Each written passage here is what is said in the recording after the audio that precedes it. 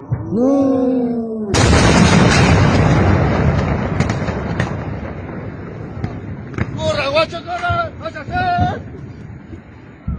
Jeshi la Iran limethibitisha kufanya mashambulizi mazito katika eneo la Mossad.